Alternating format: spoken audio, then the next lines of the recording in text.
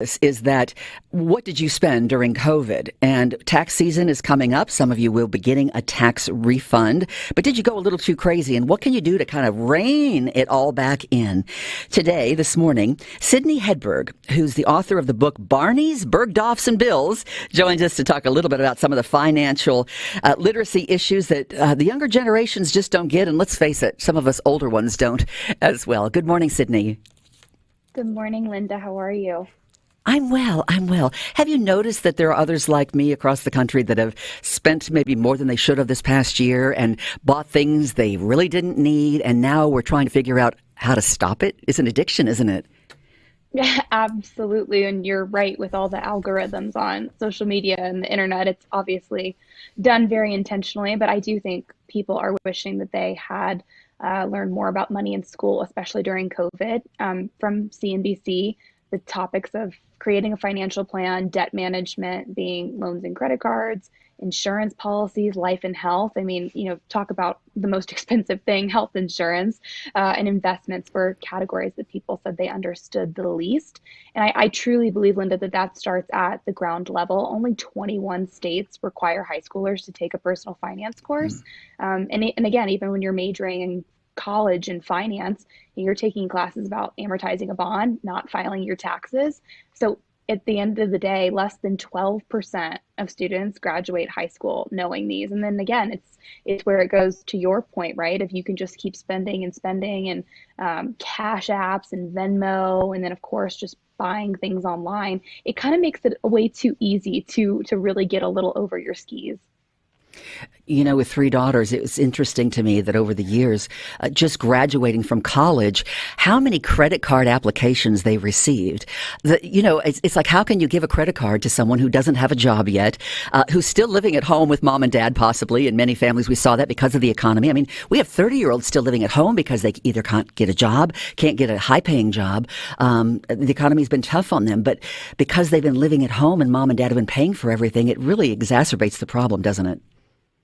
Absolutely. And I mean, I think when you're 15, 16, or even, 21, if you get 25% off from opening a credit card, you kind of don't think about it, right? It's like, oh, I'll save some money now. And then the problem becomes, I mean, if you've got a bunch of those, maybe you're forgetting to pay them, and then that's going to adversely affect your credit score, which down the line, I mean, if you need to get a mortgage for a house or do really anything in that adulting category, it just can really snarl. And, but yeah, that's what they play to, right? They play to, I don't think anyone that really has a great financial understanding is going in and ever says yes to that question of opening up those credit cards. But it can just run away with you very, very quickly. And a regular credit card can do the exact same thing. If you're not paying it every month, if you're rolling month to month. And I remember when I was writing the book, a lot of the people were just like, well, interest rates are really low right now, so I'm not going to pay my whole credit card bill this month. I'll pay it next month. And it's like, an interest rate is not what you're paying on credit card debt. It's an APR. And if you have bad credit score, it can be upwards of 25%. And that really adds up when you're paying both the principal and the interest back. And I don't think people realize that if they're a little bit late on a payment, all of a sudden you go into that different category of paying back. I can remember when I was very young coming out of college, I had credit cards. I didn't quite understand them. And I got to a point where I only really had one that I used, but I got to a point where every month I could really only make the interest payment. I couldn't ever bring down the balance. I was constantly having to just pay what I could just to get by. And credit scores have changed. Back in the day, it was 700 was a really great score. Now we're looking at the upper 70s or upper 700s and 8s. How did that happen? And how does that impact us now and young people as they're ruining their credit so early in life? Well, and again, I think it's like, it's one of those things that might be, I don't know if you could throw it in the same thing as vaping when you're a kid, right? But, you kind of don't know I guess you're not thinking about how badly it's going to affect you possibly down the road, right? And that just kind of seemed to be something that you equate it with. But, if you're continuously racking up debt, again, like you said, only making, your interest payments. And then it's the same, look at how many people in this country, not kids, but adults, have student loans that are just incredibly hard to pay off. And again, if you have credit card debt you can't pay off, how are you possibly going to be able to pay off pay off that student loan as well. But yeah, I mean, it's really hard. It's kind of to build back up your credit score once you have really adversely affected it. And so again, you're going to have a huge issue. It's kind of like you have to be very forward thinking. Well, am I going to need to borrow money to get a car? Am I going to need to borrow money to buy a house? And think about that instead of buying, like you said, a bunch of stuff on the internet that you probably don't need. Put that to the side and think about the bigger picture of, this is going to be a huge thing one day if you can't get, or if your payments are going to be, astronomical on a mortgage because your credit score is so poor, or if you just truly can't find someone to lend you the money. When you look at what's happened with COVID, and so many families are struggling to make ends meet, their businesses or the places that they worked have not been in full operation, you focus a lot on young people because, as you mentioned, there are really very few courses that young people are taught. But even older folks and moms and dads and working Americans that have just been hit so hard this past year because of COVID, I would imagine we're going to see a switch, and these folks now are going to be really struggling because the credit cards were the only way for them to survive this past year. Right. Well, and I mean, I think we don't do a great job talking about debt in this country. Well, the country doesn't do a great job, right? We are nationally, racking up our deficit, but the average American owes $6,149 in credit card debt. And I was intrigued by a survey by the Federal Reserve Survey of Consumer Finances. The lowest 20% of earners have the smallest amount of debt, which, you can pretty much equate to, well, they don't have that much to spend.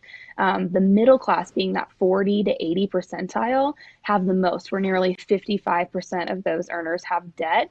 And then the top 10%, it drops back down to the same percentage as those lowest earners. So about 30% of them or so have debt.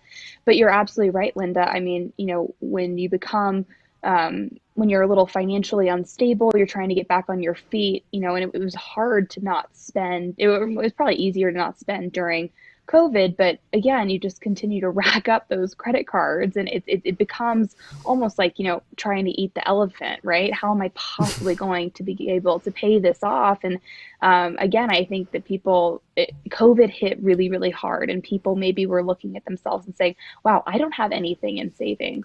Right. And God forbid that they got sick and then lost their job potentially and didn't have insurance. And so I just think I don't think it is maybe causing, back in the way back with, how the recession was and people started stashing money in their mattresses.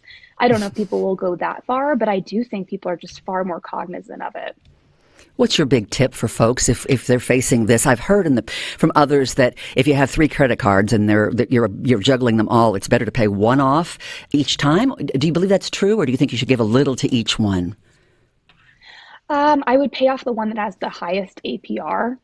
So, again, because you want to be paying the least amount of interest as possible. But once they're paid off, if you were in this situation where you were paying off numerous ones at one time, I would almost say maybe go back to cash for a little bit. Cash is king, right? It is and always will be. And of course, credit cards have a use, right? Because but as long as you're spending, responsibly, because that's how you build up your credit. But again, live below your means, not even within, and you'll just be able to sleep better at night. We're talking to Sydney Hedberg, who's the author of the book Barneys, Bergdorfs and Bills. Check it out. Now, we don't have a Barneys or a Bergdorfs here, but we shop online and we can buy from them online. Sydney, thanks for joining us this morning and sharing some of